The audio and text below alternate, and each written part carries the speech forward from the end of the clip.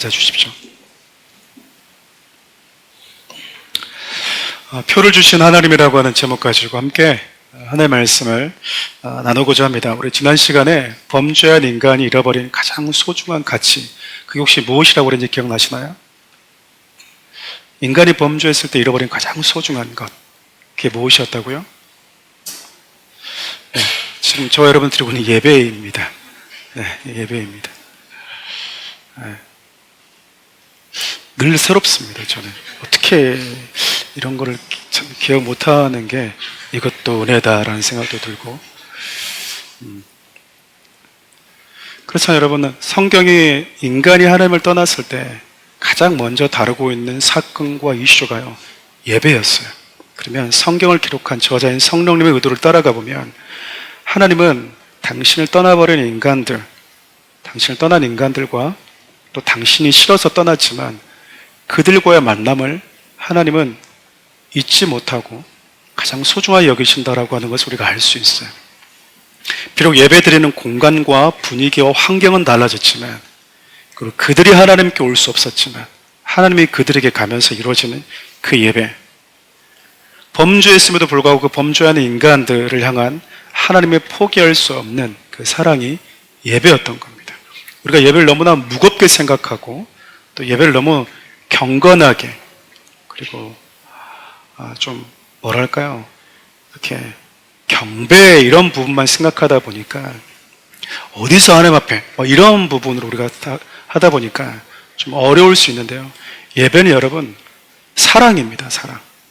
주님이 우리를 향한 사랑이고요, 우리가 주님을 향한 사랑에서 나오는 표현이에요. 그러나 부부가 서로를 대할 때 남편이 아내를 무서워하거나 남편이 아내를 무서워하지는 않습니다. 무서움은 두려움이잖아요. 그렇죠. 근데 무서움은 공포잖아요. 공포. 근데 우리가 성경에서 하나님을 두려워해라, 경외하라고 하는 건 내가 우리 아내가 무서워서 못해, 두려워서 못해, 그 말이거든요. 내 남편이 싫어하니까 못해. 그게 그 두려움에서 시작된 사랑 아니겠습니까? 사랑하기 때문에 하지 않고 사랑하기 때문에 기꺼이 할 수 있는 것이죠. 하나님은 범죄에서 당신을 떠났지만 그 떠난 인간이 있는 곳까지 찾아가셔서 그들을 만나주시는 분이셨다라는 거예요. 여러분, 이것이 우리에게 알려줄 메시지는요, 그만큼 하나님 우리를 사랑하신다라는 거예요. 그만큼 하나님이 우리를 잊지 못하신다라는 겁니다. 우리가 다 망가질 대로 망가졌는데 하나님은 우리를 포기하지를 않으세요. 성경의 내용이 계속 그렇게 흘러갑니다. 오늘 말씀도 그런 부분 중에 일부분이라고 저는 생각을 합니다. 그렇게 여러분, 범죄한 인간이 하나님을 떠났을 때 성경에 가장 중요하게 여기는 것, 너희들이 잃어버린 가장 소중한 것은 돈도 아니고 재능도 아니고 외모도 아니고 어떤 자유도 아니고 하나님이다라고 하는 것을 성경이 우리에게 말해주고 있지만, 성경이 또 하나 우리에게 말해주고 있는 건 그 하나님을 만나는 모든 예배가 하나님이 기뻐하시는, 그분이 받으신 예배는 또 아니라는 거예요. 다시 말해서 하나님께 드리는 제물은 철저하게 죽었는데 내 자신의 원함과 뜻이 여전히 살아있는 예배는 하나님이 원하지 않는다라는 거예요. 원하지 않는다라고 하는 것은 그 예배에 대한 원하지 않음이죠. 그리고 우리 예배를 바꾸기를 원하시는 것이지 우리를 포기하겠다라고 하는 선언이 아닙니다. 로마서 12장 1절부터 2절 말씀 함께 읽어볼까요? 그러므로 형제들아, 내가 하나님의 모든 자비하심으로 너희를 권하노니 너희 몸을 하나님이 기뻐하시는 거룩한 산 제물로 드리라. 너는 이 세대를 본받지 말고 오직 마음을 새롭게 함으로 변화를 받아 하나님의 선하시고 기뻐하시고 온전하신 뜻이 무엇인지 분별하도록 하라. 하나님의 선하신 뜻, 기뻐하신 뜻이 무엇인지 잘 분별해서 세상과는 다른 새로운 삶을 살아가라. 그것이 하나님이 기뻐하시는 예배다라는 거예요. 그것이 하나님이 기뻐하시는 영적 예배다라고 하는 거예요. 우리가 영적 그러면 상당히 어떤 우리의 삶을 어떤 넘어서는 초자연적인 그 어떤 걸 생각하는데 그렇지 않습니다. 성경에서 영적, 그 말은요, 하나님의 말씀 그대로를 얘기합니다. 하나님의 말씀대로 사는 사람을 영적인 사람이라고 그러는 거예요.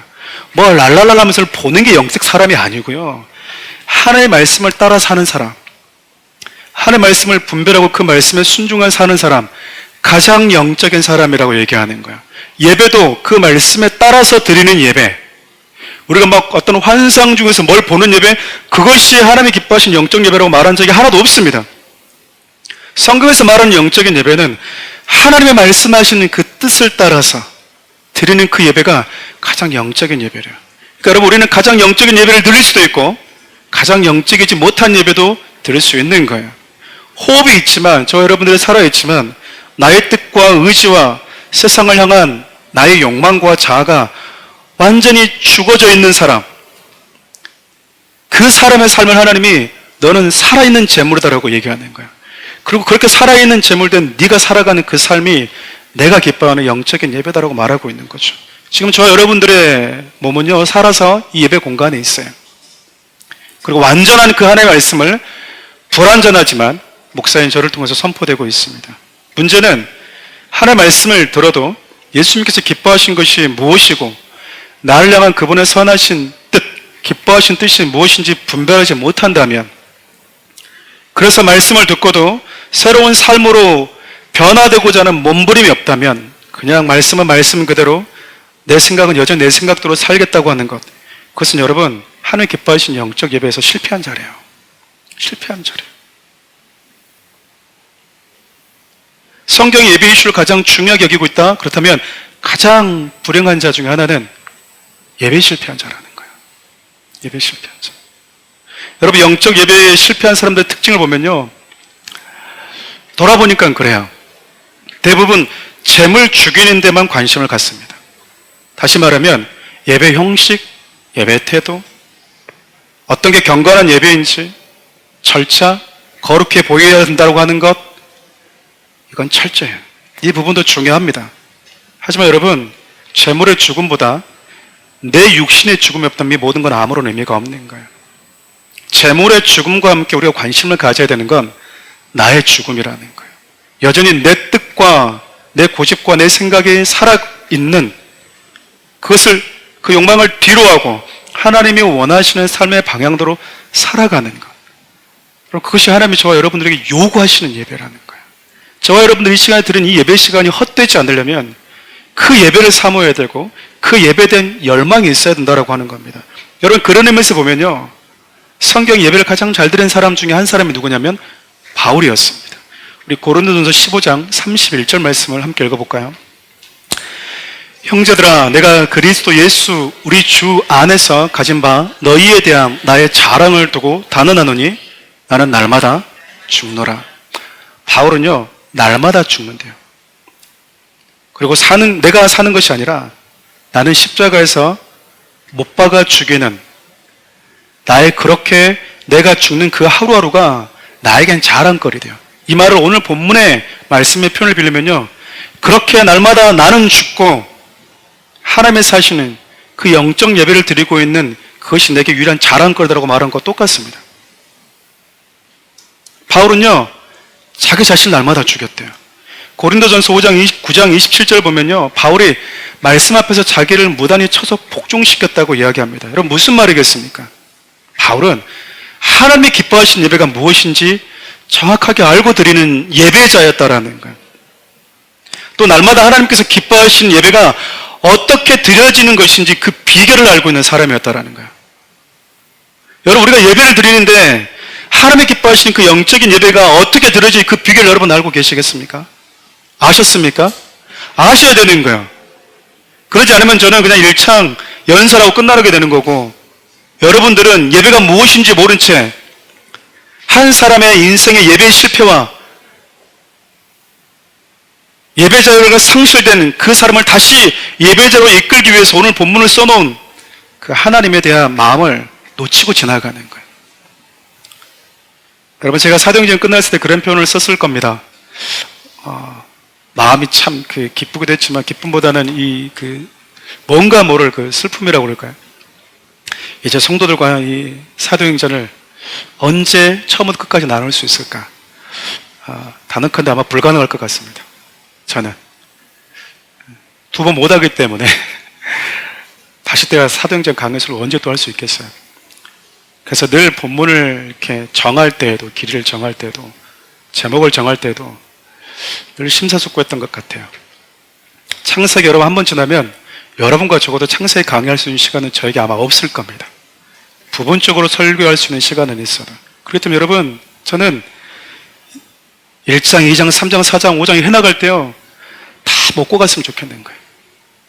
놓치지 않고 갔으면 좋겠는 거예요. 바울 여러분, 재물과 함께 나의 원함, 내 생각, 내 뜻, 그것이 날마다 내 몸을 쳐서라도 복종시키면서까지 십자가에 죽이는 것, 그것이 하나님이 기뻐하는 예배라고 하는 것을 바울은요 너무나 잘 알고 있었습니다. 가끔 우리 이런 표현 듣습니다. 목사님 꼭 교회에서만 예배 드릴 수 있는 건 아니잖아요. 삶에서도 예배 드리는 거 중요하잖아요.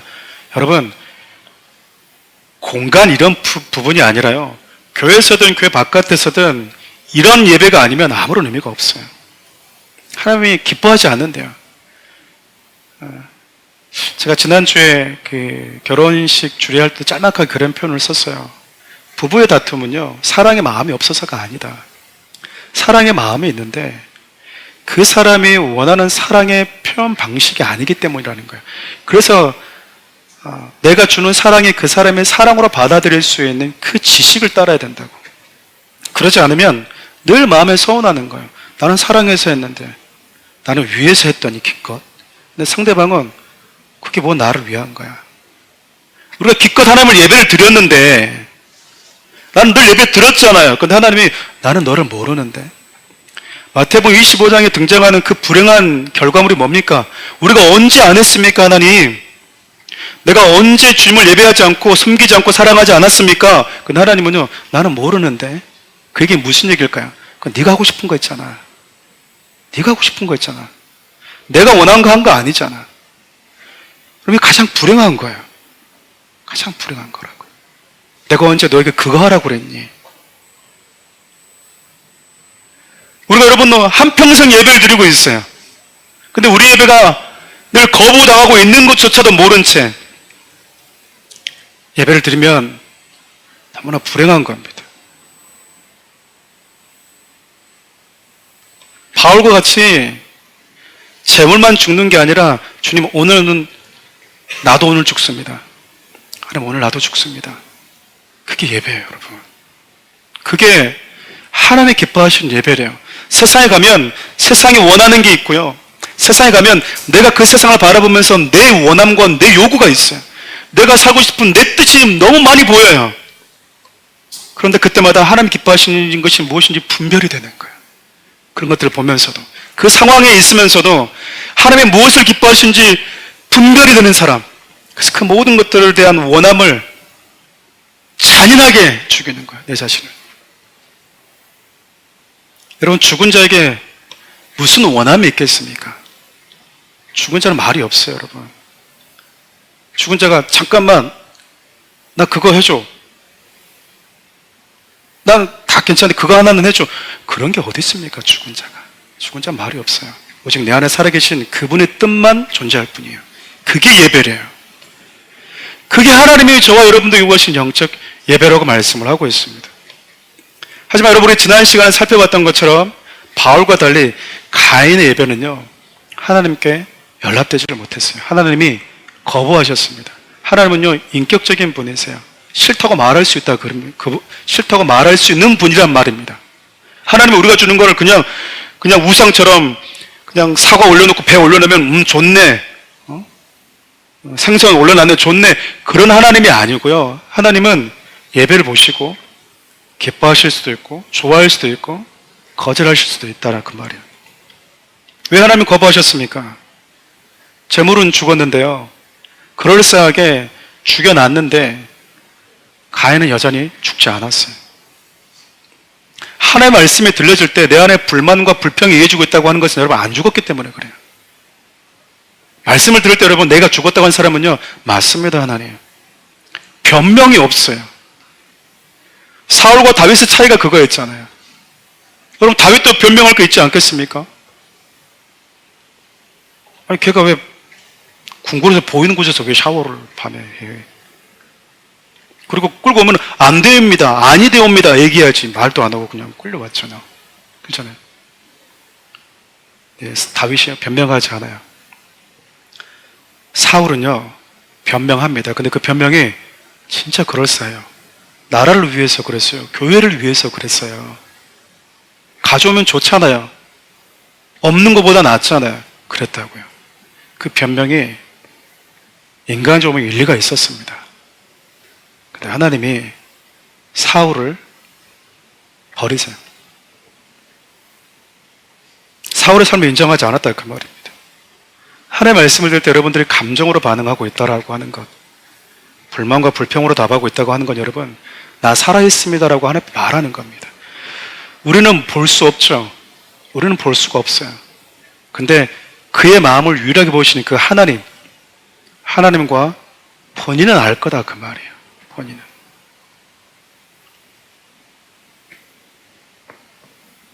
근데 하나님이 그러잖아요. 가인에게 찾아가시잖아요. 말하잖아요. 근데 다가갔다는 얘기는 하나님과 가인만 알고 있다 그 말이잖아요.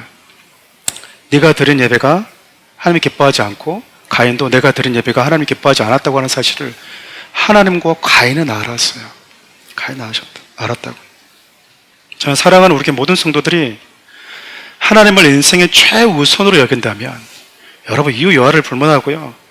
하나님이 기뻐하시는 예배를 드리기 위해서 바울처럼 날마다 내 육신의 자를 쳐서 복종시키고 그래도 안 죽으면 십자가에 여러분 과감하게 못 박는 그게 있어야 됩니다. 우리가 사람 앞에 사는 존재가 아니에요.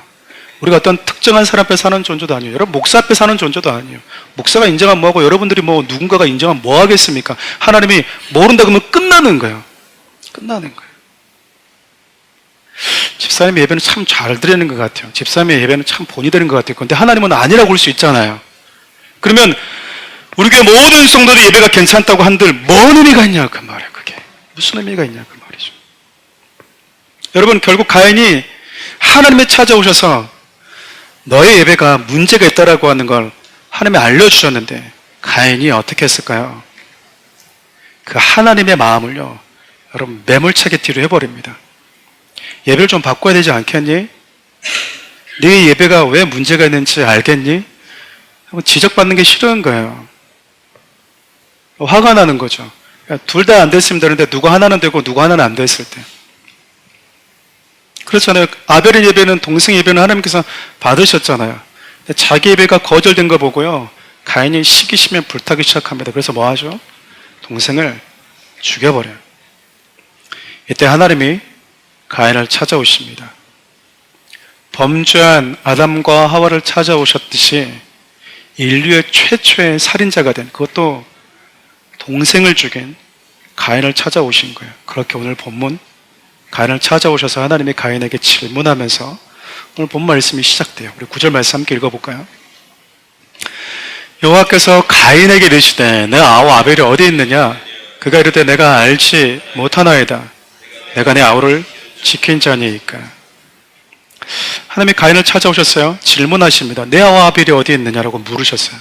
근데 여러분 아담과 하와가 범죄했을 때도 하나님이 찾아오셔서 내가 어디 있느냐라고 질문하시죠. 성경을 보면 범죄한 자들을 찾아가셨을 때 하나님이 자주 질문을 하세요. 하나님은 저와 여러분들에게도 참 많은 질문들을 하셨을 겁니다.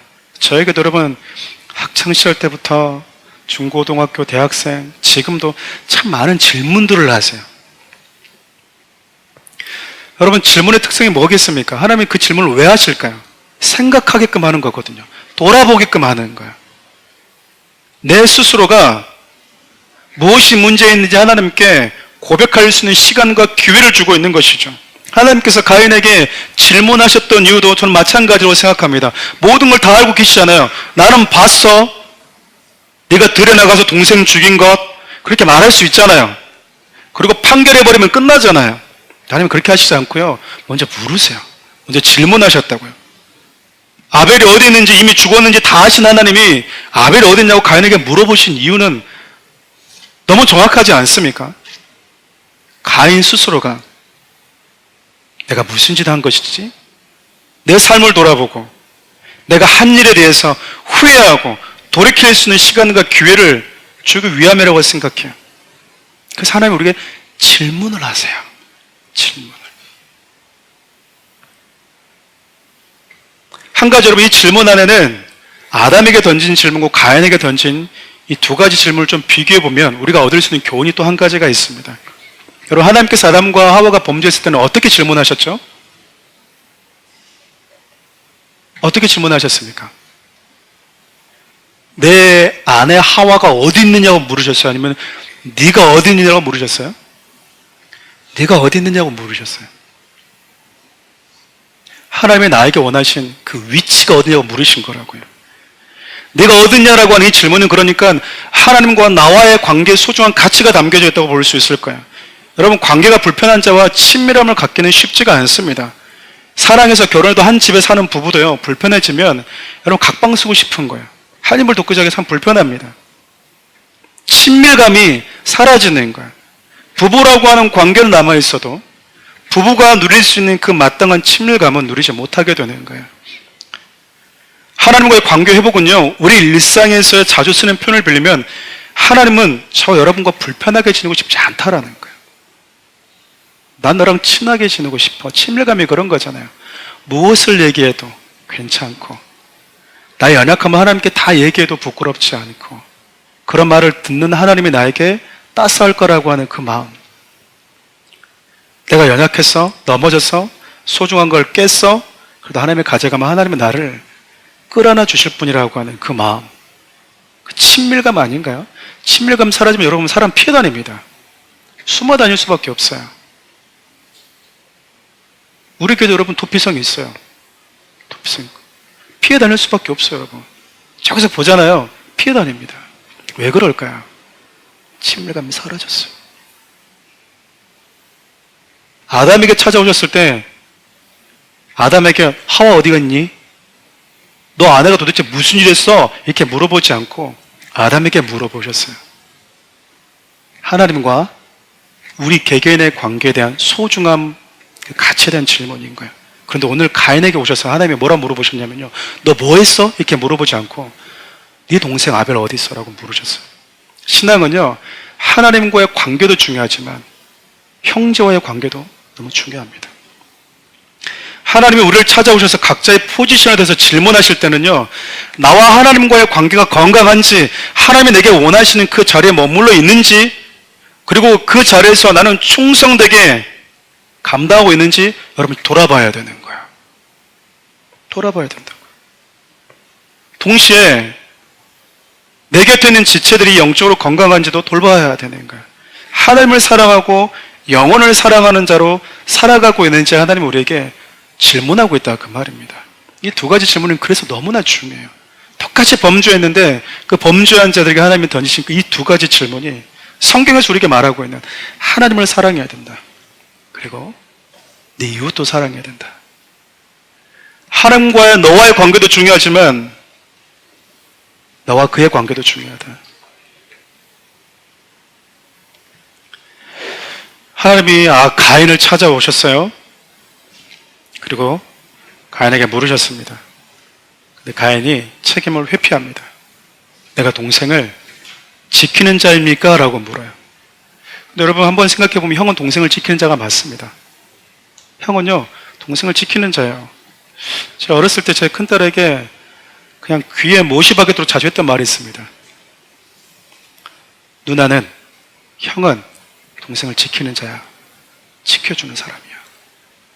동생을 지켜주는 사람이야. 너는. 계속 그 얘기를 자주 해주셨어요. 실수해도 어려워도 내가 좀 못 먹어도 동생을 지켜주는 사람.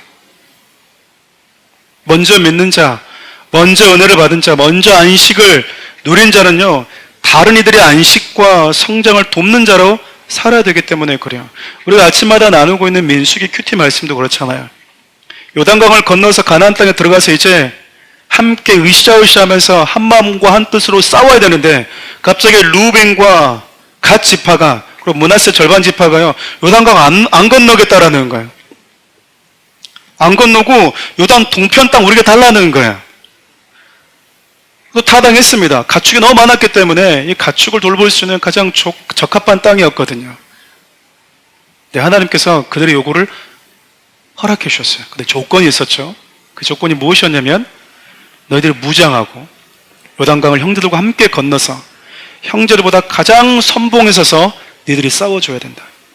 그리고 나서 형제들이 안식하게 되면 그때 너희들의 안식처로 돌아가라. 이게 조건부였습니다.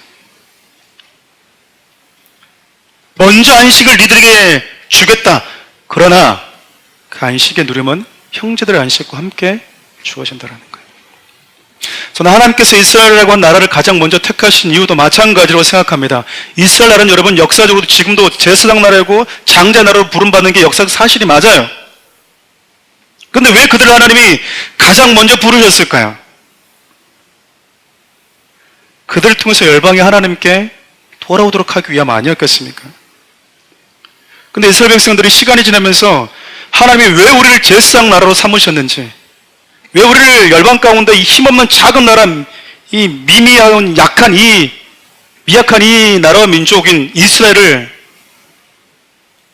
택하셨는지 그 이유를 알지 못해 버렸어요. 그러니까 뭐하죠?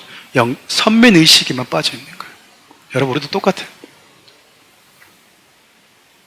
하나님이 나에게 주신 위치가 무엇인지를 알지 못하면요, 먼저 믿은 자, 먼저 무언가를 한 자, 먼저 사역을 경험한 자, 영적 선민의식이라고는 여러분 교만에 빠져서요, 시간만 낭비할 뿐입니다. 그런 일들이 우리 가운데 너무 많았어요. 그 역사 가운데 너무나 많았다고요. 하나님은 단 한 영혼도 잃고 싶어 하지 않으세요. 그래서 우리가 그렇게 영적 선민의식에 빠지지 않기를 원하신다고요. 나는 특별해. 나는 너와 달라. 나는 달라. 제가 여러분들에게 그런 짤막한 간증을 했었을 거예요. 저도 하나님의 사역을 하면서 저는 하나님께 좀 특별해지고 싶었어요.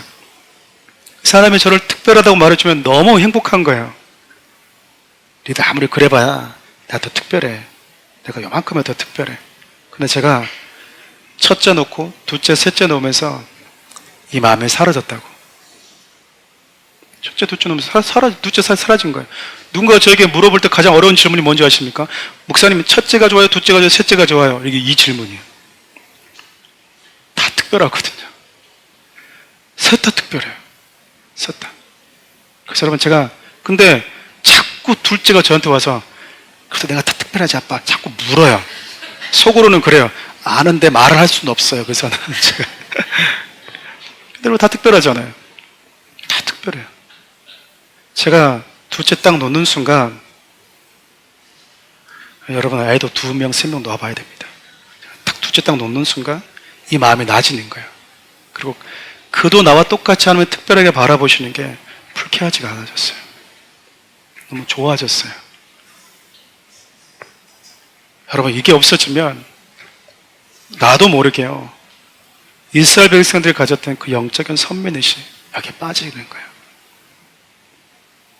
가인이 여러분, 동생을 지켜줘야 되는 자임에도 불구하고 책임을 회피하자 하나님은요, 그리고 생각할 수 있는 질문도 하면서 시간을 주었는데 자꾸 회피하니까 하나님이 이제 그때서야 가인의 숨은 죄를 드러내십니다. 여러분, 생각해보면 그래요. 저뿐 아니라 우리 모두가 다 경험해본 것들일 겁니다. 하나님이 우리를 찾아오는 시간이 매 순간, 매번 썩 유쾌하지만은 않아요. 그렇지 않아요? 하나님이 여러분 찾아오는 시간이 늘 유쾌하던가요? 유쾌하지 않아요. 왜냐하면 나의 죄가 적나라하게 드러나는 시간이기도 하기 때문에 그래요. 그래서 내가 죄를 지은 거 아는데 가인처럼 말을 않고 자꾸 피해 다닌다고요. 피해 다녀요. 저를 피해 다니시지 마시기 바랍니다. 여러분들 성도입니다. 피해 다녀요, 여러분. 숨는다고요. 왜일까요? 우리도 그러잖아요. 요나에게 하나님이 찾아오셨잖아요. 불편해요. 불편하다고요.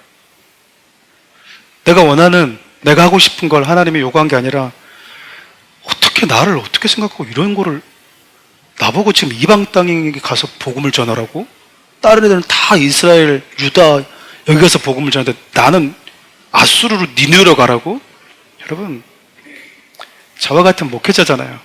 불만스러운 거예요. 마치 이런 거죠. 저에게 너는 저기 10,000명 있는 그 가서 설교하고 오고, 김현 목사 너는 저기 시골에 가서 한 10명 있는 성도를 설교하고 와. 왜? 모르는 거죠.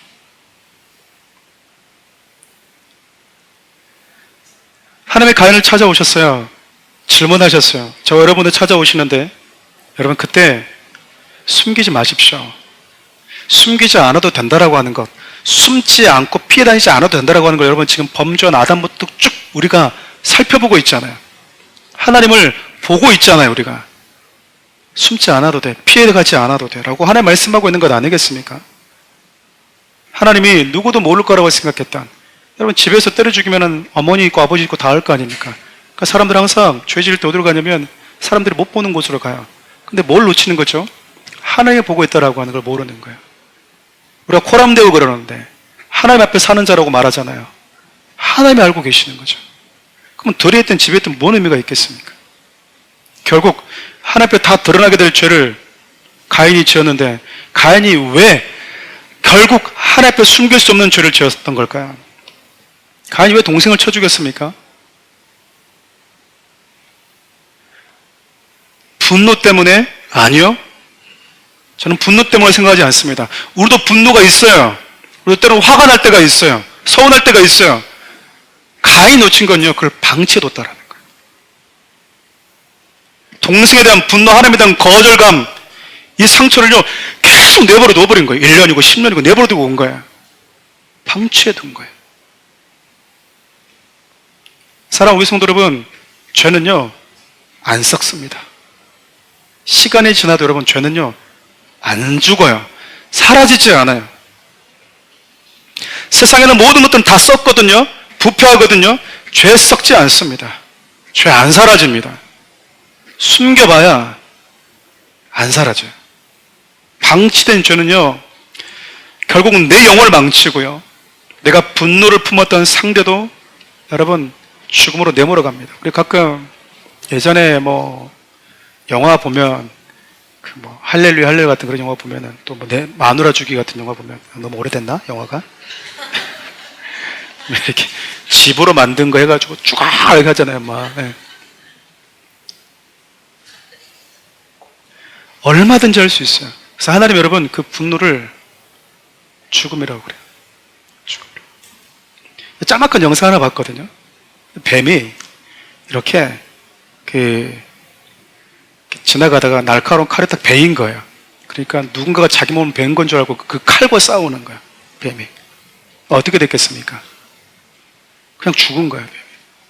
그게 분노고 상처래요. 여러분 야고보서는 그렇게 표현합니다. 욕심이 잉태하면 죄가 태어난대요. 죄가 태어난대요. 그 죄는요 가만히 있고 썩어 없어지는 게 아니고요 자란대요. 그래서 죽음이라고 하는 열매를 우리에게 준대요. 죽음이라는 독사과를 준다 그 말이에요. 여러분 누구도 여기서 예외일 수 없어요. 저도 마찬가지입니다. 여러분. 그러니까 여러분 우리가 하나님 앞에 와서 뭐 하는 거죠? 자복하는 거야. 외치는 거야. 하나님 제 안에 이게 있습니다.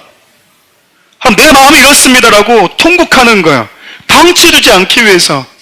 이 내 안에 있는 죄가 썩지 않는데, 죽지도 않는데 이 죄를 유일하게 죽일 수 있는 분이 당신이니까, 내 안에 있는 이 분노를 유일하게 없애줄 수 있는 분이 당신이니까, 내 안에 있는 서운함과 상처를 가져갈 수 있는 분이 당신이니까 우리가 엎드리는 거예요. 그분 앞에 와서 여러분 우리가 토로하는 거야. 나를 좀 어떻게 해주십시오. 기도 아니겠습니까?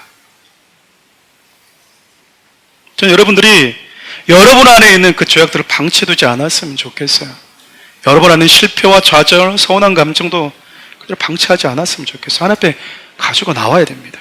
여러분 질병을 오랫동안 방치하면요 그 질병이 만성이 돼요. 그리고 여러분 그 죄가, 그 질병이 내 몸을 이렇게 망치니 또 모릅니다. 그냥 등이 굽으면 등이 굽은 게 원래 내 모습인 것처럼, 거북목이면 원래 그 거북목이 내 목이었던 것처럼 생각하고 살아가는 거죠. 제가 이렇게 스트레칭 많이 하고 있는데 처음 제가 스트레칭 하러 갔을 때 그 선생님이 저한테 그런 얘기 하더라고요. 이 몸이 왜 이럽니까 저한테? 네? 이게 안 돼요. 이게 자연스럽게 돼야 되는데 왜 안 되냐 저한테.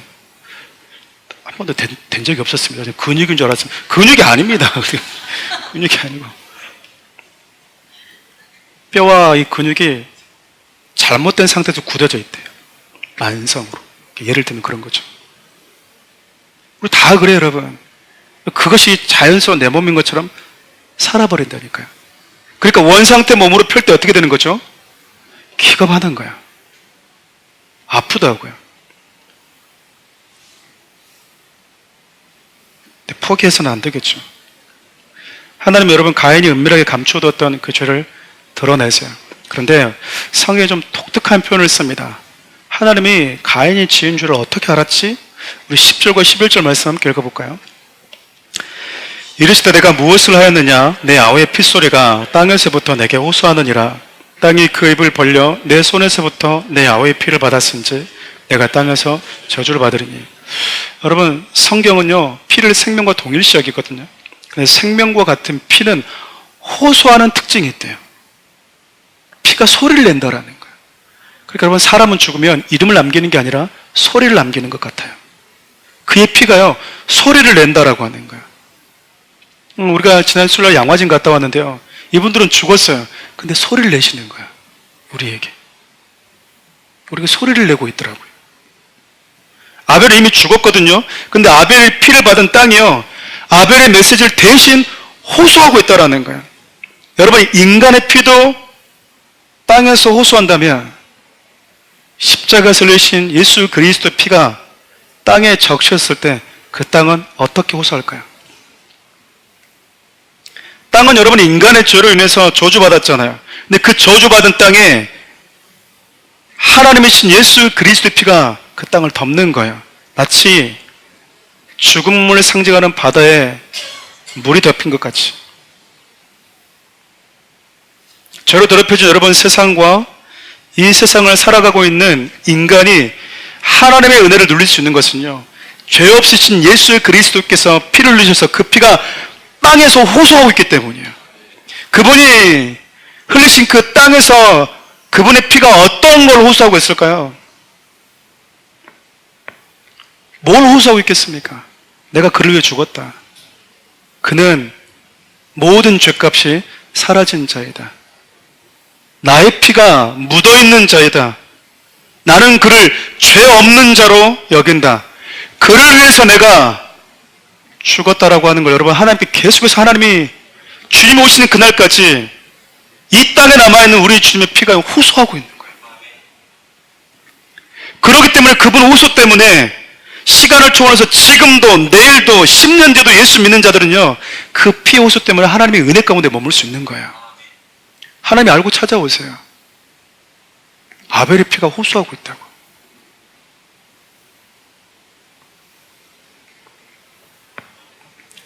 저 여러분들이 그분의 호소 때문에, 간구 때문에요 우리가 이 자리에 있는 겁니다. 결국 여러분 죄로 인해서 가인은 하나님의 심판을 받습니다. 뿐만 아니라 여러분 가인이 머물렀던 땅도 저주를 받습니다. 그러고 보면 여러분 땅은 인간의 죄에 상당히 민감한 것 같아요. 인간의 죄를 지면 가장 먼저 땅도 함께 저주를 받기 때문에 그렇습니다. 죄인된 인간으로 인해서 땅이 저주를 받았다면 역으로 그 저주받은 땅에 가장 의로우신 예수님께서 발을 내디디면 그 땅은요 살아나는 거예요. 예수 그리스도의 피를 가진 저와 여러분들이 밟고 살아가는 그곳이 살아난다고요. 그게 땅 바뀐 거예요. 그냥 눈두장 뜯듯이 그냥 우리가 돌자, 그냥 이거 하나님 주라고 그러자. 이 건물 그냥 돌면 주겠지, 여러 구성 돌리지. 그게 땅 받기가 아니고요, 예수 그리스도의 피가 생명 되신 예수님께서 저주받은 땅에 발을 내딛자 그 저주받은 땅이 살아났다면 그 예수 그리스도의 피의 공로를 힘입은 우리 역시 내가 살아가는 삶의 현장이 살아나야 되는 거예요. 그게 땅 받기. 여러분 매일같이 땅 받기 하고 있는 겁니다. 우리 교회 목사님 한 분이 계시잖아요. 그분이 저를 많이 도와주고 계시는데 제가 인스타 보면 감동적인 사진 한 번씩 올라와요. 이게 아니고요, 그냥 엎드려 있는 사진. 그냥 볼 때마다 느낍니다. 이분 여기서 땅 받기 하고 있구나. 그래서 내가 있는 공간 누가 들어오면 살아야 돼요. 왜일까요? 그 땅을, 저주받은 그 공간을 생명 가득한 공간으로 만들어놨기 때문에 그래요. 그래서 여러분 가정에 오면 살아나야 돼요. 사람들이 여러분을 만나면, 흙과 먼지로 만들어진 여러분을 만나면 여러분의 영향권 안에 오면 살아나야 된다고요. 살아나야 되는 거예요.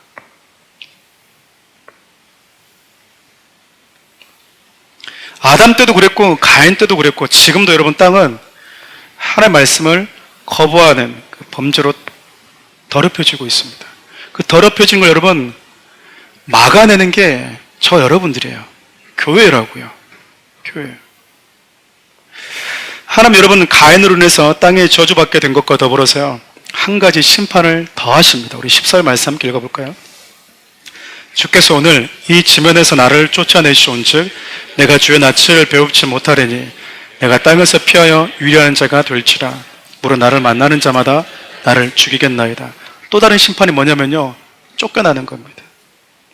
가인은 지면에서 쫓겨나게 되면 자기가 하나님의 낯을 뵙지 못할 거라고 말해요.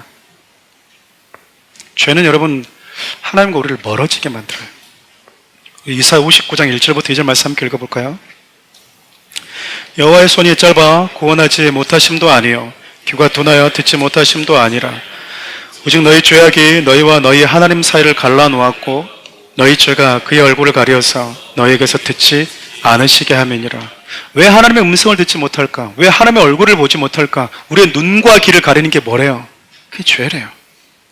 죄라는 거예요. 죄가 여러분 이처럼 하나님과 우리를 멀어지게 만드는 파괴를 가지고 있답니다. 여러분 아담과 하와가 범죄했을 때는요 그들은 하나님과 함께 머물던 에덴에서 쫓겨남을 당했어요. 매일 누리던 일상이었잖아요. 하나님과 함께하는 시간이. 그런데 범죄한 이후에는요 인간의 힘으로 자신의 힘으로 돌아갈 수 없는 아주 특별한 땅이 되어버렸어요. 그 에덴이. 근데 여러분 시간이 지나서 가인이 더 멀리 쫓겨나게 됩니다. 에덴에서 쫓겨나서 그나마 여기까지 왔는데요 여기서 또 쫓겨났다 그 말입니다. 에덴에서 여러분 쫓겨나긴 했지만 가인이 방금 읽었던 말씀의 표현을 빌리면요 그나마 하나님의 낯을 대면하면서 살 수 있는 환경이었던 것 같아요. 그래도 하나님의 낯을 뵐 수 있었던 것 같아요. 그런데 하나님의 낯을 뵐 수 있는 이곳에서도 가인이 쫓겨나게 됩니다. 인간이 느끼는 본질적인 외로움과 두려움이 뭐냐고 물어보면요 내게 생명 주신 내 근원인 하나님으로부터 멀어질 때 나타나는 현상이에요. 그 어떤 걸 채워도 여러분 그 고독감이 채워지지가 않습니다. 여러분이 채워지지 않는다고요. 사람들이 모르고 있을 뿐이에요. 그러니까 자꾸 뭐 하죠? 더 짜릿한 것, 더 짜릿한 것, 더 짜릿한 것 그걸 찾아가는 거예요. 인간 안에 있는 그 공허함이 결국 채워지지 않아요. 왜냐하면 하나님께로 가까이 돌아와야만이 하나님과 대면하며 살던 인간이 그 하나님께 다시 돌아와야만이 끝나는 것들이기 때문에 그래요. 하나님의 낯을 대면하며 살던 자리에서 쫓겨나는 게 얼마나 큰 불행인지 범죄하는 가인은 그래도 알았던 것 같아요. 두려워하잖아요. 내가 이 집에 쫓겨나면 내가 하나님의 낯을 피해서 떠나면 그러잖아요. 두려워하고 있잖아요. 범죄한 가인도 하나님의 낯을 떠나는 게 이렇게 불행한 건지 알고 있는데 우리는 과연 하나님과 대면하지 못하는 것에 대한 슬픔을 느끼고 있는가? 우리는 가인처럼 저런 범죄를 저지르지 않았는데 범죄한 가인은 저 정도 느끼는데 우리는 왜 못 느낄까라는 생각이 들더라고요. 이 땅에서 살아가는 많은 사람들이 찾고 싶어하는 그 기쁨과 행복이라고 하는 그 파랑새는요 세상에 없어요. 하나님 안에 머물 때 주어지는 것입니다. 그것을 안다면 하나님으로부터 멀어지는 게 우리 인간에게 얼마나 저주스러운 것인지 알게 됩니다. 우리가 아름답다라고 얘기합니다. 가장 나다운 겁니다. 가장 나다운 게 뭘까요? 여러분 가장 물고기다운 것은요 물에서 헤엄치는 물고기인 거예요. 그가 그 물고기에서 행복감을 느낄지 그 물속에서 얼마나 자유함을 느낄지 난 새로운 경험을 해보고 싶은데 물 없는 곳에서 물에 나오는 물고기 여러분 아름답지 않아요. 물고기답지 않다고요. 가장 인간에 대한 아름다움은 하나님 안에 거할 때이기 때문에 그래요. 그게 인간다움으로 지어졌기 때문에 그렇습니다. 그게 인간다움이에요. 여러분 천국과 지옥은 분명히 존재합니다. 동의하십니까? 천국 분명히 존재합니다. 지옥이 가지고 있는 가장 큰 저주가 뭔지 아세요? 하나님과 멀어져서 더 이상 하나님께 돌아올 수 있는 그 기회가 상실된 땅이라는 거예요. 우리는 불, 유황 이걸 무서워하잖아요. 거기 가서 어떻게 나는 그 찜질방 가서 뜨거운데 오래 못 있어. 근데 그걸서 하루 종일 맨날 있어야 된다고. 난 못 가. 이게 두려운 게 아니고요. 성경은 그렇게 얘기한 게 별로 없어요. 지옥 무서워? 어우, 무섭지. 이런 적이 없다고요. 지옥은 저주스러운 땅입니다. 네가 돌아오고 싶어도 기회가 상실된 땅이기 때문에 그래요. 죄가 얼마나 하나님과 멀어지게 만드는지, 그것이 얼마나 저주인지를 안다면요, 우리는 죄를 멀리하고 내 안에 방치한 어리석은 일들은 하지 않을 겁니다. 그래서 여러분, 신앙에 있어서 이 분별하는 사람들의 특징을 보면요, 죄에 아주 민감해요. 죄에 민감하다고요. 조그마한 죄가 들어와도 빨리 처리해버리고 가버려요, 하나님 앞에. 왜일까요? 이걸 알거든요. 이걸 알아요. 그래서 다윗이 그런 고백하잖아요. 내가 범죄고 회개하지 않았을 때는 죽을 것 같았다라는 거잖아요. 내가 회개하고 하나님 앞에 내가 고백하니까 살아나는 거예요. 사랑하는 우리 성도 여러분, 범죄한 가인이 그나마 하나님의 낯을 뵐 수 있는 곳에서 살다가 그마저도 허락되지 않는 곳으로 쫓겨나요. 여러분, 그제서야 가인이 자기가 얼마나 큰 죄를 지었는지 깨닫고 하나님께 은혜를 구합니다. 은혜를 구한다고. 이 회개가 여러분 진지한 회개도 아니었던 것 같아요. 구체적이지도 않아요. 딱 하나가 나와 있잖아요. 내가 동생 죽였습니다. 이것도 없어요. 뭘 얘기하고 있냐면 자기가 하나님의 은혜를 받지 못한다고 하는 것에 대한 두려움이에요. 저는 회개가 자백도 중요하지만 이게 참 중요하다고 생각하거든요. 나 뭐뭐 지었습니다. 뭐뭐 죄를 지었습니다. 뭐 일일이 일러 바치는 거 그것도 필요하지만 내가 하나님의 은혜 안에서 제외된다라고 하는 것, 그것에 대한 슬픔을 갖는 거예요. 그거 아닐까요? 그거 아니겠습니까? 그럴 때 여러분, 하나님이 가인에게 뭔가 하나를 주세요. 우리 15절 말씀을 마지막으로 함께 더 읽고 말씀을 마무리하겠습니다. 함께 읽겠습니다. 여호와께서 그에게 이르시되 그렇지 아니하다. 가인을 죽이는 자는 벌을 7배나 받으라 하시고 가인에게 표를 주사 그를 만나는 모든 사람에게서 죽임을 면하게 하시니라. 여러분, 아담과 하와가 범죄했을 때요, 하나님이 그를 그냥 내쫓지 않으셨습니다. 뭘 주워 보내시죠? 가죽옷 지어서 입혀주셨어요. 가죽옷을요, 이렇게 짐승을 가장 먼저 잡아서 가죽을 벗겨서 가죽을 입혀서 내보냈습니다. 하나님의 사랑이죠. 범죄했지만 그냥 내보내지 않았습니다. 아버지 싫다고요, 떠난 아들에게 아버지가요, 줄 수 있는 유산 다 주고 보냈어요. 죄는 우리를 하나님과 멀어지게 만들지만 하나님 우리를 한 번도 그냥 내보낸 적이 없습니다. 범죄한 가인을 위해서 하나님이 이번에는 가죽옷이 아닌 표를 주세요. 하나님과 멀어졌을 때 아담과 하와에게 가죽옷을 지어주신 하나님께서요, 이제 하나님과 더 멀어진 가인에게 표를 주셨다고요. 이 표가 무엇인지 정확하게 우리가 알 수는 없어요. 성경에 기록을 해놓고 있지 않기 때문에. 그러나 자기도 알 수 있고 보는 사람도 알 수 있다고 하는 표식인 것만은 우리가 짐작해 볼 수 있잖아요. 그리고 이 표가 가지고 있는 메시지는 가인을 죽음으로부터 보호하는 표였다라고 하는 겁니다. 하나님의 영적 권위로. 근데 여러분, 이 표가 가지고 있는 양면성이 있어요. 사람들이 못 보면 죽을 거 아닙니까? 그러니까 사람들도 봐야 되겠죠. 알아야 될 거 아닙니까? 아, 표가 있구나, 쟤는 왜 우리한테 없는 표가 있어? 특별한 애네?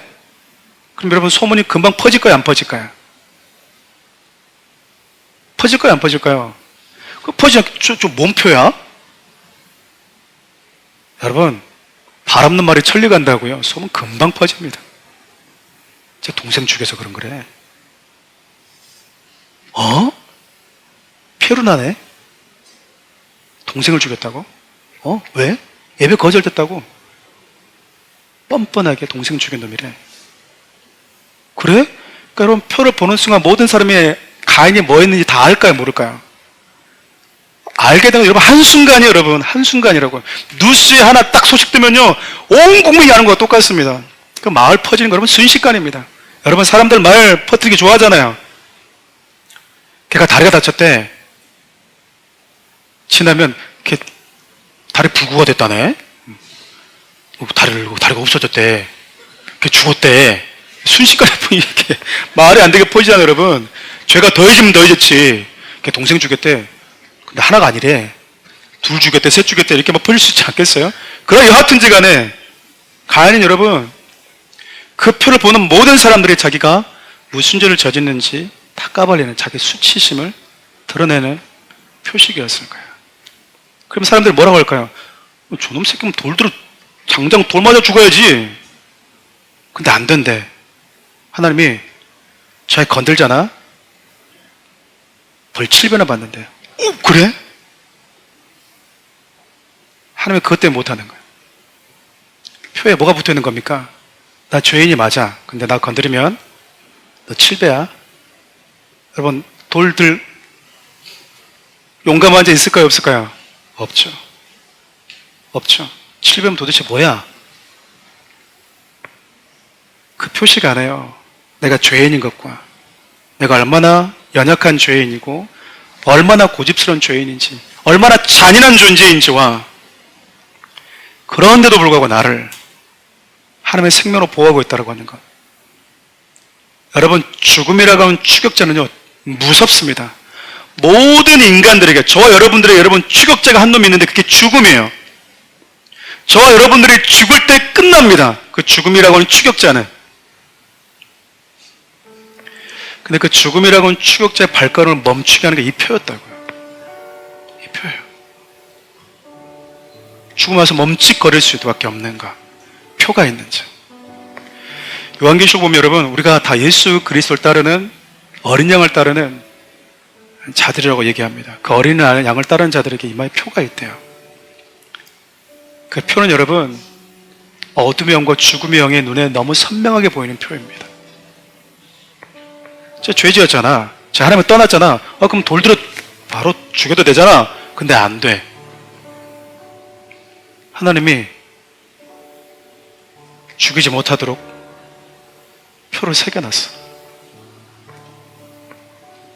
저 여러분들 그런 자예요.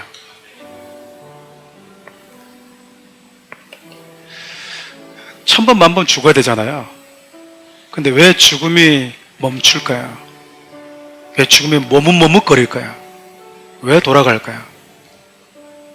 이 표라고 하는 표식이 유월절 어린 양에 발랐던 그 피와 같은 표시거든요. 죽음이요, 넘어가는 거예요. 패스오버 하는 거예요. 왜 그럴까요? 우리 주님의 이 표가 죽음보다 강한 힘을 갖고 있기 때문에 그렇습니다. 이 표를 주신 하나님의 마음이 참 좋았습니다. 이미 우리는 성경을 보고 있지만 하나님 이 시간들을 다 보셨던 분이잖아요. 범죄한 자를 징계하시는 하나님이 아니고요, 징계할 때마다 하나님이 은혜를 주시는 거예요. 하나님이 인간을 처음 창조하셨을 때 그분이 약속하셨던 그 각오가 저는 그래서 보이기 시작했던 거예요.